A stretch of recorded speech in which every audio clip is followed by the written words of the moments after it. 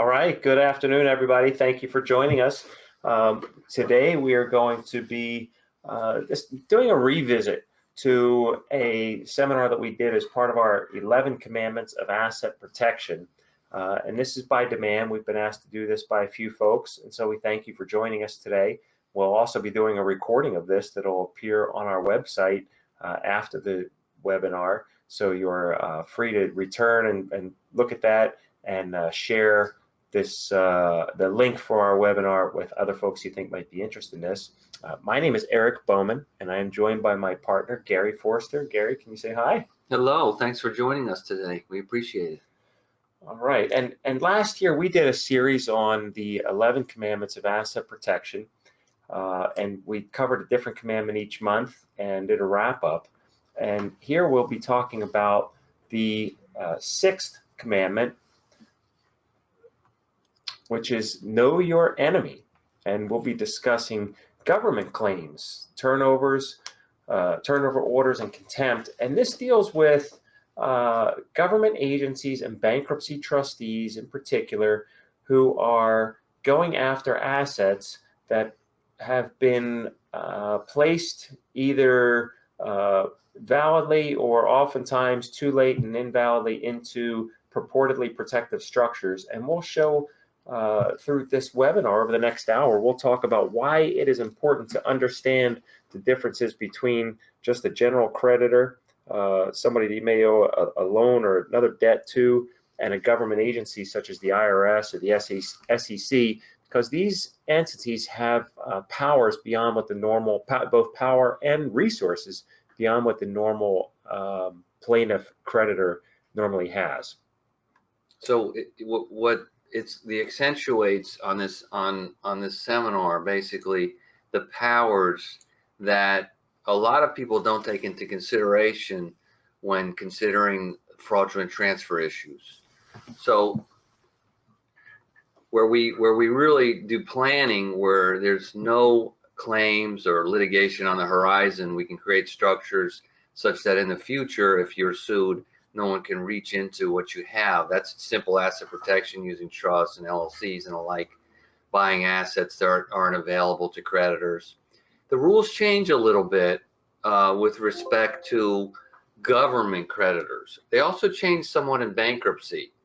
So what we'll go through is some of the powers that these agencies have and how a small exposure to something like a fraudulent transfer claim can become a huge exposure if in fact that claim is made by the IRS or a bankruptcy court.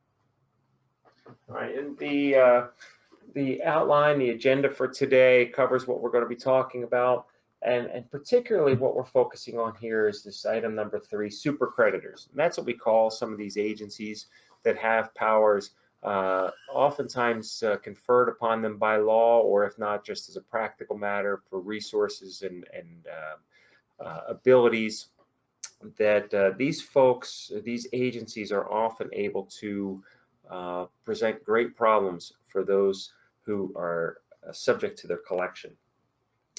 So here's the first question for us as an intro. Who can reach assets transferred into a protective structure? And that's sort of a loaded question. Of course, a lot of it depends on the timing and it depends on what type of structure. But as Gary just touched upon, as we talked about our focus for today, the answer depends on the type of assets and how they are owned, and then who intends to seize those assets. And so we start with the premise that individuals have a right to freely move their assets prior to judgment. So we often get the question, somebody will come in and say, well, I've got an issue, I think I might be sued, but I want to protect myself. Is it too late? Because I'm being sued, is it too late for me to engage in any type of asset protection or other personal planning? And so Gary deals with a lot of planning issues. And so Gary, what do you say when that happens, when somebody comes in with that question? Well, at that point, in reality, like I had mentioned, we're not really planning. We're reacting to a problem. So in general, our firm has two types of clients with respect to asset protection. We have people that come in, they have substantial assets that they feel like they want to at least protect from somebody who may sue them at some point in the future that they're not aware of. You know, the skies are blue. They just want to put up a structure such that if some issues should arise, they don't have to worry, or they have to worry much, much less with respect to losing what they have. That's a planning client. We deal with that every day. The other type of client is more of what we call an analysis client. So once you face a creditor, in other words, something's occurred, the car accidents happened, maybe there's a medical malpractice issue or something has already occurred, even if suit hasn't been filed, you're really reacting at that point to someone who you really think that there's a good chance is going to pursue you and your assets. That's not a planning client. So what we offer on those is an analysis with respect to what exposures the client has to the particular creditor. And, both from a practical and a legal standpoint, if the government, which basically has an open checkbook to pursue you, is your creditor, you're going to have a lot of problems defending that claim, both because of the open checkbook and because the rules change substantially. In other words, the fraudulent transfer rules for an individual suing you because you moved an asset to your cousin still present a lot of obstacles to the plaintiff. I mean, there's a lot to prove, especially if the transfer occurred before suit's filed. There's quite a lot of money that the plaintiff's going to have to spend to reach the asset, and we work through that on an analysis basis. We don't get involved in aiding people in fraudulent transfer or even counseling the movement of assets, but we can review the law with the client to try to determine, maybe some assets are more exposed than others, and to what degree this plaintiff has the right to reach them.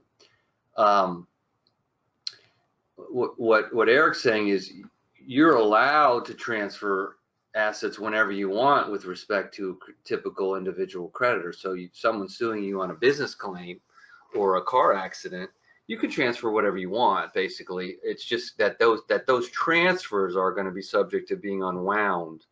And you're going to entwine the transferee, I like to say your cousin, who you gave your car to, in litigation. They're going to be deposed. That car is available to be recovered. If the plaintiff's willing to spend the money to go get it, you're going to lose those assets anyway if they're transferred with the intent to avoid a civil creditor. With the government, you got to be a little more careful because they have the same rights. Fraudulent transfer in general, they have the same right to unwind the transaction. But with the IRS or the SEC, you could actually step into a criminal issue. You could actually become criminally prosecuted for avoiding, an IRS lien or a levy right or some kind of jeopardy assessment.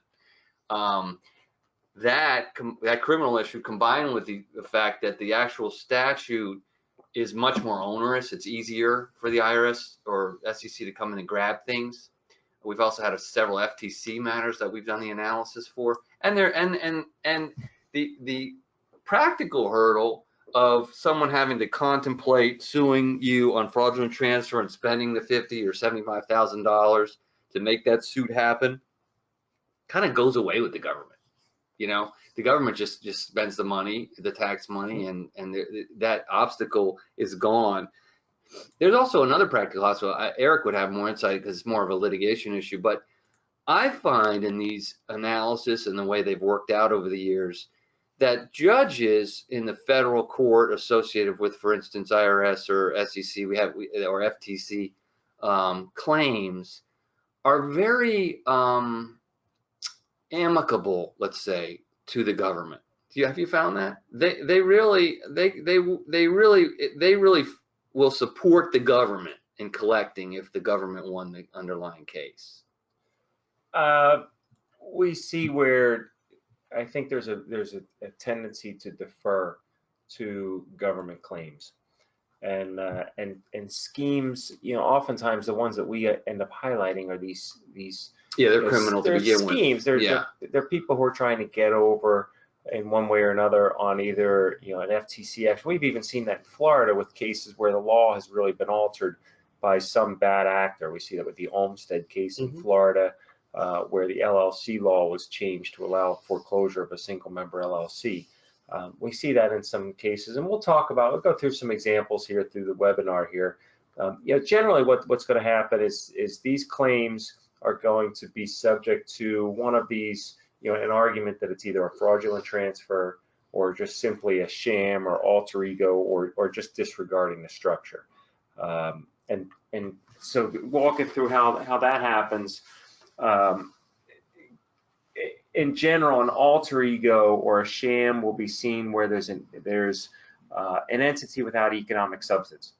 We see this in trust situations where spouses, for instance, there's the colorful Bilzerian case from several years ago. I think that was in New York, where the Bilzerians created trusts for the benefit of each other, and each was the trustee of the other trust, and they were moving assets in. They created trusts, and then each was the beneficiary of the other's trust, and each was a trustee of the one that they weren't the beneficiary of.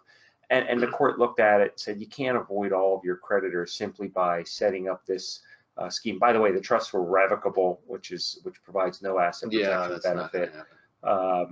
And so, the court looked at it and basically, they were pursued by several creditors, including government agencies, and the court said, there's no economic substance here. So this is a sham, and we're going to basically disregard it. You get to the same result, whether it's treated as an alter ego, which is you can call it a trust, but the trust is no different than you, the individual, or you just simply disregard it. And some jurisdictions have used one set of language, some have used the other, but you end up with the same result, which is if I have a trust and it's my alter ego, then creditors can go after the trust or me to satisfy my debts. If I have a trust and it's disregarded, then anything that's in the trust is basically, if I'm the beneficiary, the trust is disregarded and I'm considered to just be the owner of it. It's related to an issue where, for instance, we see 2 or 3 times a month a client will come in with a revocable trust, which is really a fancy wheel in Florida, and they will completely be under the impression that whatever assets that they title in this revocable trust are protected from their creditors, and it's absolutely not the case.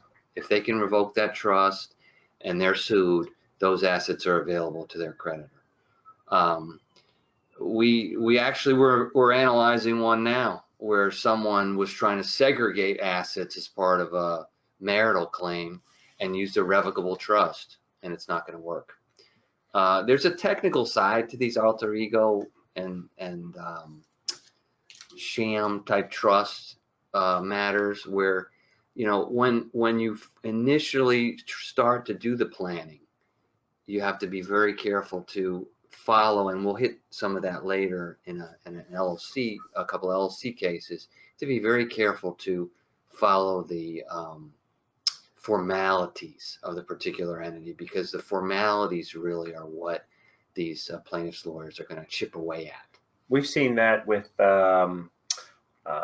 recent cases in Tennessee and Alaska. Alaska is the first state to adopt the self-settled trust, but we saw a case last year where there's a statute in Alaska that requires, prior to funding the trust, there's an affidavit that needs to be filed. And it's just a ministerial act of just of recording this affidavit, but you have to do it before you fund the trust under Alaska law. And where somebody neglected to do that, they were not able to go back after the fact and correct it, and the court invalidated that self-settled trust simply for that, what would seem like kind of a technical defect. Yeah, you have to keep in mind that these technical defects become very significant because a judge has sat through trial, and many times sat through months of litigation and motions before trial. And if the plaintiff wins a judgment, the judge, they're just not trained to then respect your asset protection plan, because even though you lost the trial, they really would at that point expect the collection action to be successful. So the judge, if you're a defendant, even if you have an asset protection plan, is likely going to want to try to reach the plan or take a hard look at the plan and reach those assets. So you have to be careful with the formalities. You have to use a lawyer that does this all the time. So now, if you look at the factors that we've listed here on the slides, and we made these available via handouts as well, these are some of the issues that courts look at. And will a trust be invalidated, for instance, because there's a close family relationship between the transfer and transferee? No, that's not going to invalidate a trust. But if you have a number of these factors and you have a judgment or a claim on the horizon, or if a court views transfers as being intended to avoid payment to certain creditors, and then you couple that with missing one of these formalities, such as failing to record the proper affidavit or follow some statutory procedure, that formality is what's going to open a door for an attack. And so these are some broad factors that courts use to determine whether an entity is an alter ego or will be disregarded. But these also kind of fall into the fraudulent transfer analysis as well for intent. So we'll see some of the stuff, when there's, whether or not transfers are recorded or secret, whether they're made in contemplation of a lawsuit. These are all the types of things that will be factors that repeat themselves when somebody is engaging in reactionary transfers rather than proper prior planning. So we talk about alter ego and shams, fraudulent transfers. This is the biggie of the asset protection world. A lot of what we do comes down to, are you reacting, as Gary said, or are you, Gary's laughing at the cartoon there, are you reacting or are you planning? I think I know that one. And if you're the practitioner and somebody comes to you and says, the touchstone of this is when somebody says, well, I want to talk about asset protection. You say, why? Well, this happened. Well, okay, was it a scare or are we responding to something? And oftentimes we're responding to something. And that's when the antenna should go up, and you should be aware of the potential here that there's a potential for fraudulent transfers. And fraudulent transfers, essentially, this is where you give your car to your mom, your Rolex watch to your brother, like right when you've had a judgment entered against you, or just before. And the law is smart enough to actually have statutory remedies to prevent that from happening or to unwind those transfers. And fraudulent transfers come in two flavors, essentially. We have the actual intent to hinder, delay, or defraud a creditor, and then we have constructive intent. An actual is it's a subjective analysis using what we call badges of fraud, and we've covered these in a separate webinar. And the badges look a lot like the factors that you saw with alter ego.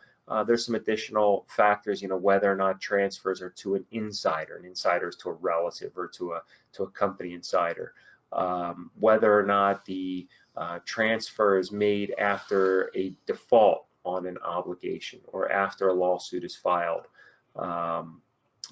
things of that nature, whether transfer, whether there is reasonably equivalent value exchanged for the transfer. That's one of the factors for constructive intent, but it's also one of the badges of fraud. It's one thing to sell a property in desperation that might not receive full fair market value, but it's something else to say, well, yeah, I transferred a very valuable piece of property to a relative for $100, and then the creditor gets nothing as a result. So badges of fraud, and there's some that are listed in the statute. The cases talk about some. One interesting question, this has come up in some recent cases. Gary and I have talked about this before, and by the way, we're going to be at an Orange County Bar, the Bench and Bar Conference this Friday, and we'll be talking about fraudulent transfers. And this is one of the questions I want to raise there as well, is whether a debtor or a client's engagement of or discussions with an attorney who engages in estate planning, in particular asset protection, whether that is now becoming one of the, another badge of fraud, because we've seen some cases where it's usually involving more egregious circumstances of a debtor, but we've seen some cases where this comes up in the case opinion while they went and they talked to this asset protection attorney. We saw that in a case in California a few years ago where a guy went and did asset protection. That's the Kilker v. Stillman case that we've previously talked about. Stillman did asset protection in Nevada and testified to that in his deposition, and that was used against him. The fact that he engaged in asset protection was one of the considerations that he was trying to actually avoid creditors. So that's an interesting question. But that's the fraudulent transfer, and we've talked about that before. If you look at the constructive fraudulent transfer, that's where there's, generally it often comes down to a balance sheet test. Yeah. So if you can't prove that someone had in their mind the intent to avoid a creditor, you can prove it constructively. So you don't have to show that they intended to run away from you. If you show that they transferred something away and didn't receive something that you could reach back as the plaintiff, and they became insolvent. So that sounds very simple, okay, they transferred something away and now I can't sue them for anything else because they don't have anything else that I can get because they're insolvent. Until you start to really break down what's insolvency, do we have a valuation of what assets remained, what assets were transferred out. A lot of that stuff becomes very technical. We wrote an article for a Florida bar on valuation and insolvency and how it works in fraudulent transfers. But the point is, if you cannot prove that someone ran away or gave away assets to avoid you, you can prove without having to prove what their intentions were, that they transferred assets without getting anything back that you could get and became insolvent. That's constructive fraudulent transfer. All right.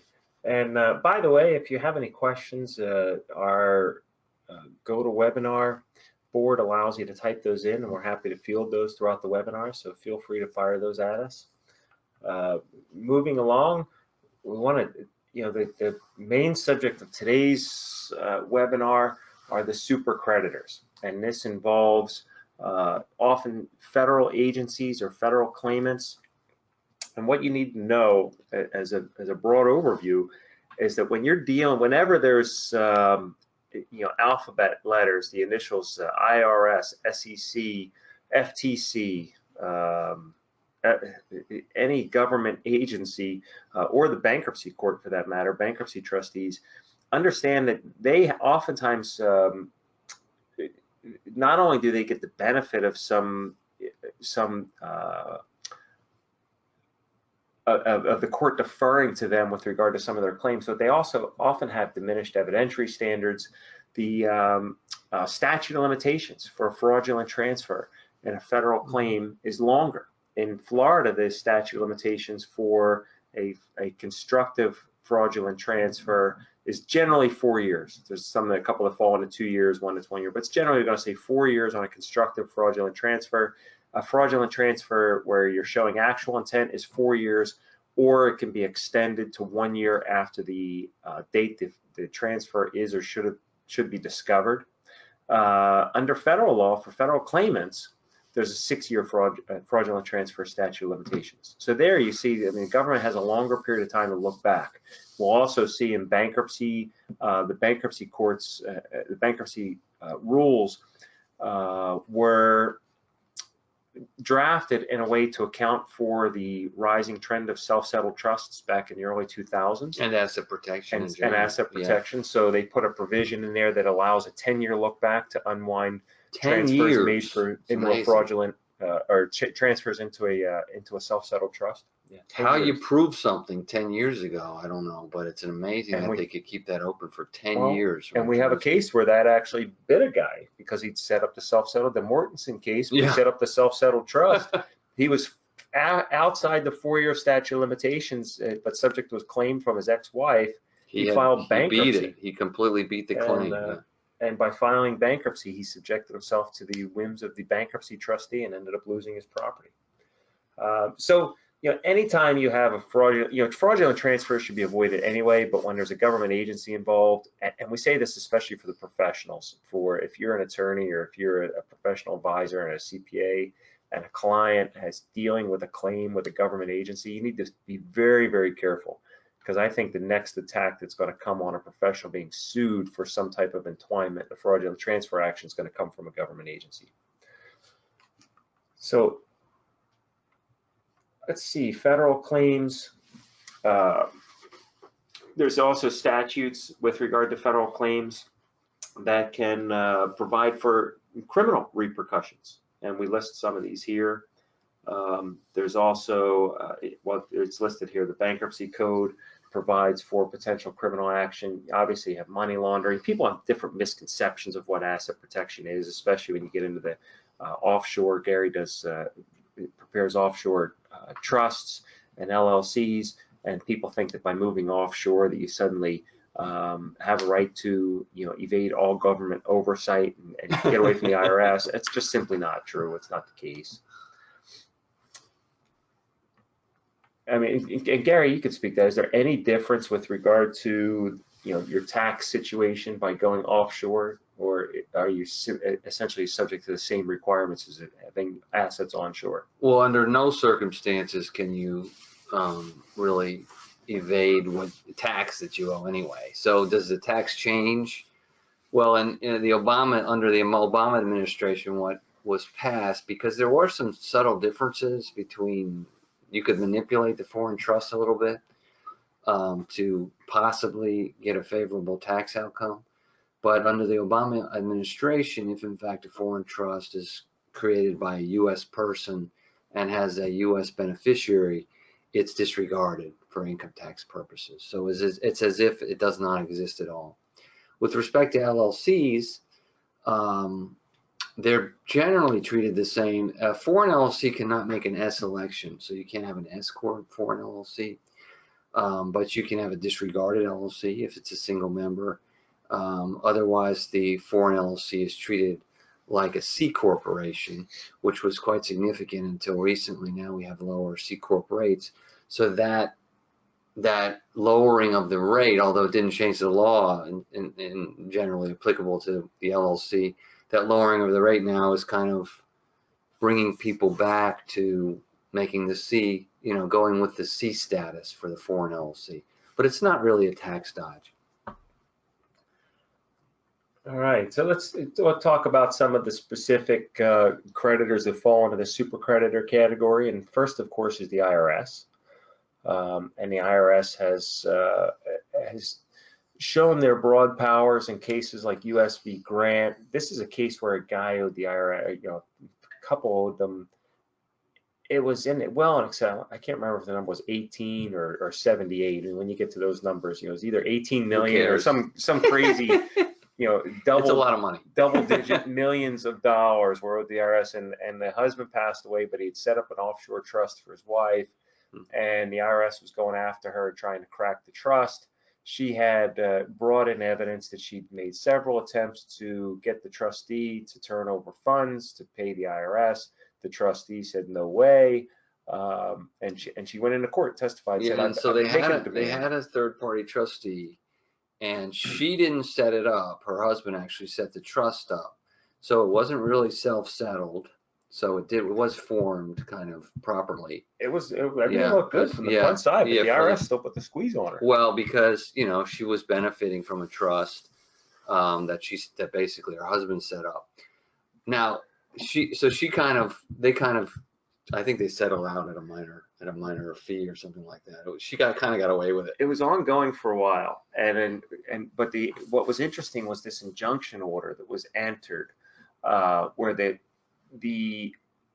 this was a case out of South Florida, by the way. And so the court enters an injunction that, basically she had said that she wasn't getting any money out of the trust, and then it came out that she was getting money out of the trust, or some of her expenses were being paid, which is why you set up a spendthrift trust, is so you can pay expenses for somebody without paying that person directly. yeah, the kids were maybe getting some money. So the IRS goes back in and they get an injunction, but the injunction basically was not only against Mrs. Grant, but it said that anybody who received any funds or proceeds from the trust were required to immediately notify and turn those monies over to the IRS. And they were prohibited essentially from taking any money out of the trust. Well, the trustee was not subject to the jurisdiction of that South Florida court, and the other beneficiaries or other recipients of proceeds were not subject to the jurisdiction of that South Florida court. So the first question that jumps out is, well, what authority does this court in South Florida have to even enter an injunction telling third parties what they can do with regard to this trustee and the property? And I don't think it really mattered here because it's talking about the IRS and millions of dollars. Well, it's a stretch. I mean, the reality is a trustee controls the money's offshore.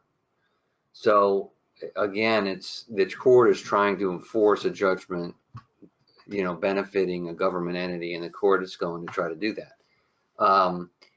There's no, if the foreign trust is set up properly, really the main benefit of setting up the foreign trust, although a lot of the statutes, especially in Nevis, West Indies, and maybe Cook Islands, are very favorable to the beneficiary in terms of being very protective of the assets. The principal advantage really is that the U.S. court has no jurisdiction over the assets or the trustee. So as in this case, this is very typical.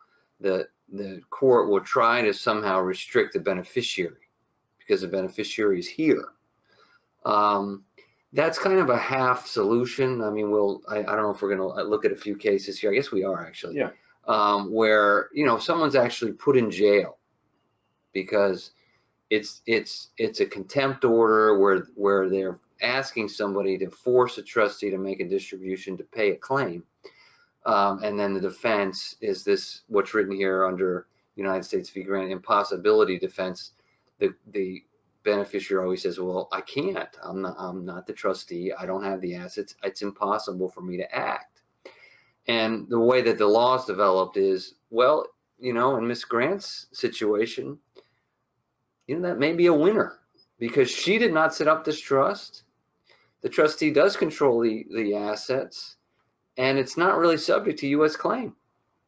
Now, what we'll see in a couple of cases here as we move through these slides is that the courts really don't go for that if you set up your own trust. Then I think they're much more willing to incarcerate you for contempt. What's the next slide? Is that the next slide? Well, we'll talk about impossibility. That's the impossibility defense. And that impossibility does not, defense, which is what Ms. Grant had pled, you know, that was impossible for her to turn over monies that she had no control over. That does not work where the impossibility is self-imposed, and we will see that example in the next slide. By the way, the tax liability before interest and penalties was $36 million. So, you know, it very well could have been in the 70s with penalties and interest, but $36 million is what Ms. Grant owed the IRS. We've seen a couple interesting cases involving the Federal Trade Commission. And the first one up here is one of the most famous for asset protection contempt cases. It's FTC v. Affordable Media. It's often referred to as the Anderson case because it involved folks by the name of Anderson who had a judgment against them from the FTC and at the didn't pay. last minute, they funded a foreign trust. And they were alleged, by the way, these are another set of bad actors. So these are defendants who had built their clients out of millions of dollars through a Ponzi scheme. And when they were sued or when the suit was threatened, they set up it was a Cook Islands trust with themselves as the trustees. And the court ordered repatriation of the assets. So the court said to them, we know you set this up for yourself. We know you really control it. So it's kind of like a sham. Yep. That's not the claim. And we are demanding that you bring that money back. And we're going to ignore the idea that you've given up control of the trust because we don't believe it. So we're going to put you in jail until you bring it back. And they had trust terms in there. Their trust terms were to be removed as trustees if they were sued. So that's why they were supposedly turn it over to somebody else. You know, they amended the trust, like it was a mess, so it was really poorly done. But this was a wild case. I mean, we could probably have a pretty good seminar just on this case, but they put him in jail, and they were in jail a couple months, and the FTC decided to actually, this is very uncommon, pursue the trustee in the home jurisdiction. So the FTC went to the Cook Islands to try to domesticate its judgment in the Cook Islands and reach assets of the trust. And needless to say, this was a very difficult endeavor, because you have to keep in mind that these jurisdictions make money on trustee fees and have basically cottage industries on these islands where trustees are housed. And it would be very, very unlikely that you would be able to change the law or break through the law to reach one of these trusts and kind of undermine the whole underpinning of the trustee protections. So the FTC spent, who knows how much money trying to litigate this thing in the Cook Islands, and then reached a settlement because out of frustration for pennies on the dollar, the Andersons walked out of jail and they had most of the money. So that the foreign trusts do work. This is kind of a bad actor, but as part of an overall plan, we do foreign trusts pretty frequently, depending on what exposures a lot of times that client has, to future creditors, and how tolerant they are of making investments abroad and dealing with a trustee abroad. And this just shows, some of these cases we talk about to show that, again, these federal agencies, they exhibit broad power. So FTC v. Affordable Media, you've got, the FTC having debtor put in jail.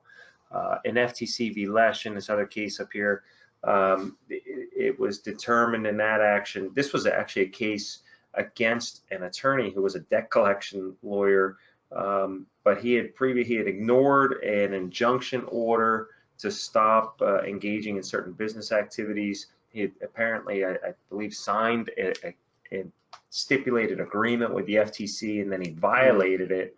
And he was living a lavish lifestyle while the FTC was trying to collect from him. And in that case, it was found that the federal government was not subject to certain state exemptions that we usually get here in Florida. The FTC did not try to. That was a pretty major decision, actually. But there were other exemptions. There's a number of statutory exemptions that are available to residents in Florida, and the FTC just cracked right through those for collection. And finally, we reference Olmstead here, and this isn't really an asset. It kind of is. I mean, it's not really an asset protection case, but Olmstead was the case that established the foreclosure of the single-member LLC in Florida. And the reason we put it in here is because, again, this is another case where the FTC and the Federal Trade Commission is cracking down on somebody for a credit card scheme, and they had a bunch of assets held in a single-member LLC, and the FTC is going to find a way to get to those assets. And so they went to the 11th Circuit. Who else could carry that case on for 4 years to actually cause the Florida Supreme Court to issue a ruling on whether or not the Florida statutes protect a single-member LLC? I mean, it was years of litigation. And so broad powers for another government agency. You have the SEC. I mentioned Bilzerian earlier. They've got apparently a colorful son that finds himself in the news quite a bit. But this was a case. I was wrong. I think I said this was out of New York. This was actually had parts of it in D.C. and then they filed bankruptcy in Florida in the Middle District. And there they had a trust that was revocable. The settlers, the grantors of the trust were also the only beneficiaries, and they had successor trustees that were family members. Well, this was one of the ones where, there was a threat. The way the story goes, I mean, the SEC threatened to put Bilzerian in jail while, we waited for him to disgorge the money in trust. Now, this is irrevocable, just very poorly done, if it was a plan at all, a very poorly done plan, because if you can reach the assets, they can reach the assets. The idea is that you create a trust before you have any problems. And a trustee that is not the grantor, not the settlor of the trust, really controls the assets from a perspective of distribution. So when you can reach the assets, the plaintiff can reach the assets. So I think he saw that he was going to lose and refused to make a transfer out to the plaintiff, and the court suggested that they were going to put him behind bars, and he was just not the type to go behind bars. Apparently, he had a little interview, and he said like, "No, I'm not going to jail." So how do we settle this out? And it settled like in 2 hours or something. And here's the language, and this is language that could be quoted in probably every one of these self-settled trust cases. And the court said, this is a quote: "If the debtor cannot convince the trustees or the trust protector to return his assets to him, it is a problem of his own making." And that was what the judge said as the judge got ready to put these folks in jail. So again, going back to this notion that, impossibility cannot be self-created. You are potentially, especially with a government agency, looking at potential incarceration. Finally, we move on to bankruptcy trustees. There are several cases here to talk about, and the overarching theme here is that if we advocate one or the other, engage in asset protection, which is prior planning to essentially take some of your wealth, and rather than spending it, you may gift it to other people, or you may put it aside for a rainy day, and you do that before it starts raining, before there's problems on the horizon. And if you do that, it's oftentimes going to hold up. But if you wait too long and you try to do things in reaction to some bad times, you're going to run into problems. But if you do your prior planning and it's done properly, and get proper counsel. I know we've got some attorneys listening in here. If you do this type of work or consult with somebody that does it, and kick it around. Here in our office, I do a lot of litigation work. Gary does planning, so we kick things back and forth to see, how well do we think this will stand up to various arguments if we're doing something. Because what we want to do is be in a position of when there is trouble on the horizon, you want to be comfortable in the plan that you have. You want to be comfortable in your defenses, so to speak, and you don't want to be trying to run into bankruptcy court because the rules are different in bankruptcy. We've seen this time and again in the Lawrence case we have referenced up here. Stephen Lawrence was a securities trader who was sued by Bear Stearns, filed bankruptcy, had assets in various offshore trusts, and he spent, Gary might know, 7 years or so in jail. 6, yeah. 6 years in jail. He wouldn't turn over the assets, but he spent a long time in jail, and he spent a lot of money on legal fees. We've seen, in the, Portnoy is another, it's an older case that involves self-created impossibility. The court didn't buy off on it. Huber is a self-settled trust case where the guy was in Washington, tried to use the Alaska Domestic Asset Protection Trust, and that ended up filing bankruptcy. Why he would set up a self-settled trust and then file bankruptcy is really kind of a question in its own right. Well, that goes back to the technical issue. You don't do it. You have to consult with people who can walk you through it technically, because although in a case like that was very poorly done and on the planning side, due to the fact that he was, basically he controlled everything anyway. The assets weren't in Alaska. I think bankruptcy courts are places where asset protection plans go to die. Yeah, no, I mean, once he filed bankruptcy, you kind of give up the ghost. I mean, bankruptcy is basically if you don't have a plan, but you have certain assets that may be exempt in bankruptcy from your discharge, because in bankruptcy you're basically requesting a discharge of existing indebtedness, and you give up all your assets for that discharge. You're insolvent. Certain assets are exempt, so you get to keep those. So the analysis basically comes down to, do I want to fight this and kind of go through all the assets that I have, trying to fight it or lose the assets to a judgment, or do I want to go bankrupt and keep the exempt assets? It's totally different analysis than basically going through and determining, okay, I have a claim, it's not going to put me under, but how am I exposed? And if I did planning, is there any part of the planning that may not hold up to this?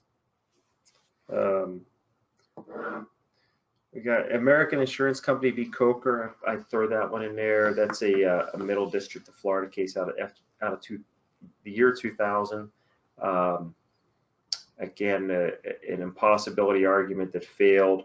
When you're making an impossibility argument to avoid bringing assets back to a court, in particular bankruptcy court, you are essentially throwing yourself on the mercy of the court to determine whether or not you're going to be in jail. Albright is important because we talked about Olmstead, and Olmstead was the first case in Florida that challenged the single member LLC and the right to foreclose on that LLC. Prior to that 2008 case in Florida, the single member LLC was not subject to foreclosure. You could only get a charging order. The statute did not allow for it. The statute, and there was no precedent. There's no statute, no precedent for it. But the precedent drew out of a 2003 case out of Colorado, and it was a bankruptcy case. The Albright opinion. It's a very short case, and that's where the court first made the rationale that, you know, in the context of a single member LLC, you don't have this innocent partnership concern, and that was the original protection of the LLC. Let me back up. The protection of the LLC, of the charging order protection, was born out of the same protection for partnerships, and that is, if you're in partnership with somebody else and a creditor comes along and takes assets of the individual, they can't seize the partnership and suddenly you find yourself as the innocent partner in business with the creditor. Two lawyers go into business together. One doesn't pay a debt. The bank can't foreclose and come in and say, hey, how you doing? I'm your new partner today. So that makes sense in the partnership context, but in the LLC law had adopted that just on the statute, in the statute. But in a single member LLC, the courts started saying, well, you don't have that same partnership concern whether it's a single member LLC. And the first court to actually crack the law and create new law was Albright. It's a bankruptcy court. So Florida had kind of a weak statute, and the same thing happened. But other states changed their statute even for the single member LLC by saying that this charging order protection, in other words, if you're a creditor, you can just get a lien, you can't take assets of the LLC, applies to any LLC, even if a single member. But I'll tell you, I would not, if I had a single member LLC in one of those jurisdictions such as Delaware or Nevada, somewhere that recognizes the protection of the single member, I would still be reluctant to file bankruptcy, particularly if I was in a state like Florida that did allow foreclosure, because it would not be hard for a bankruptcy court to say, well, you file bankruptcy here, we're going to use our local law. Well, I would even be reluctant to operate in a state that allows for single member foreclosure as a single member. So like, even we tell people we can form a Nevada or Delaware LLC for you, even though you're going to operate in Florida because you're going to be a single member, but we really don't recommend you act as a single member. Florida courts can be very creative in the way they try to reach assets. So we suggest you add an owner, like a trust for your child. And then finally, we have Husky International Electronics v. Ritz. And this case, this is another one. We may talk about this a little bit on Friday. We have the opportunity to present with the Honorable Cynthia Jackson, who's a local bankruptcy judge here in Middle District. It'll be interesting having Judge Jackson's insight and approach on a panel where she's approaching it from enforcement from the bankruptcy standpoint, and then we're looking at it from, you know, neither Gary, I've done a little work in bankruptcy court, but we're not by any means bankruptcy practitioners.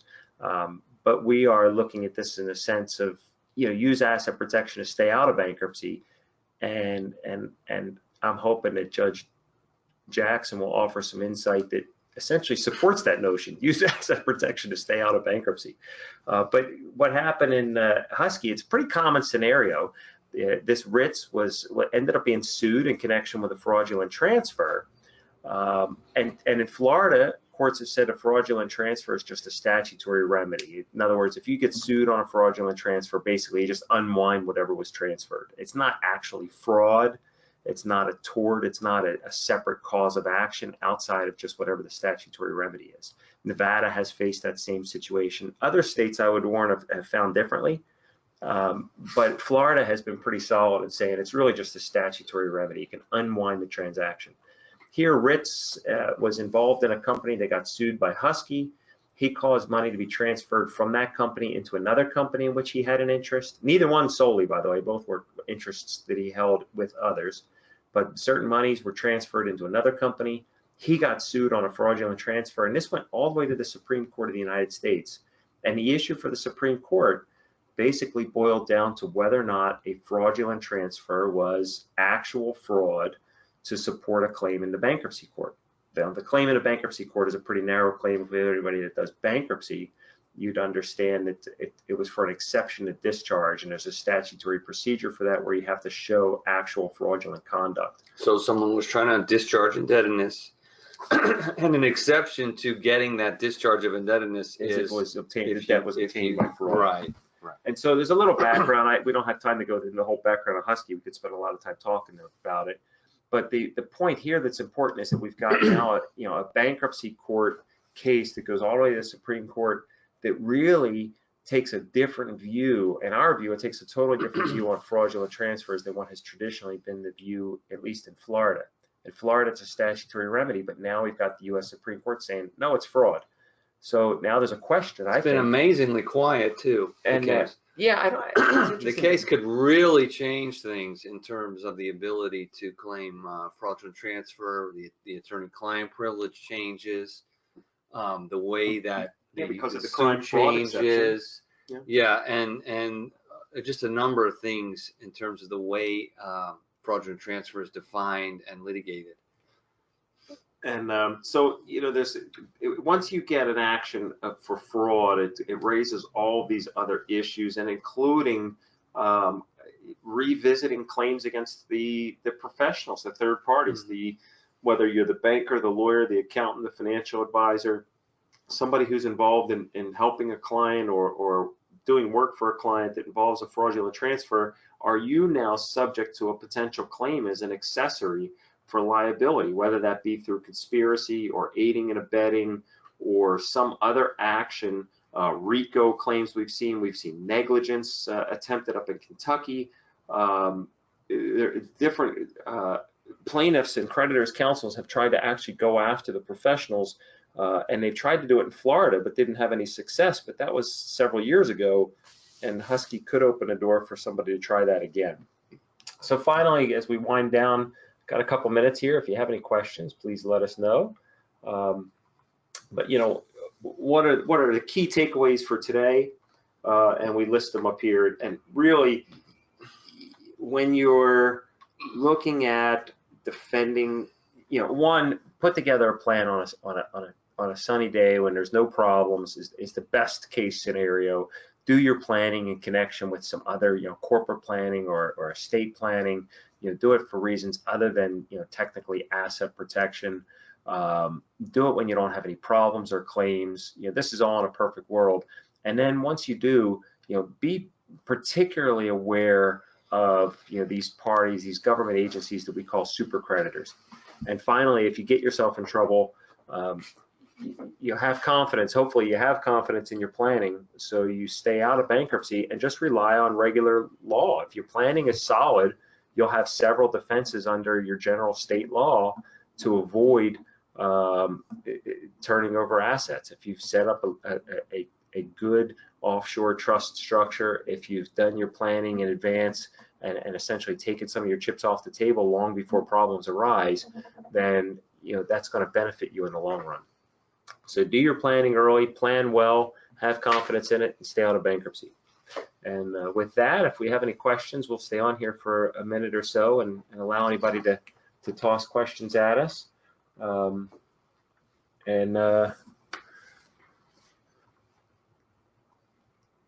got anything else? I don't have it.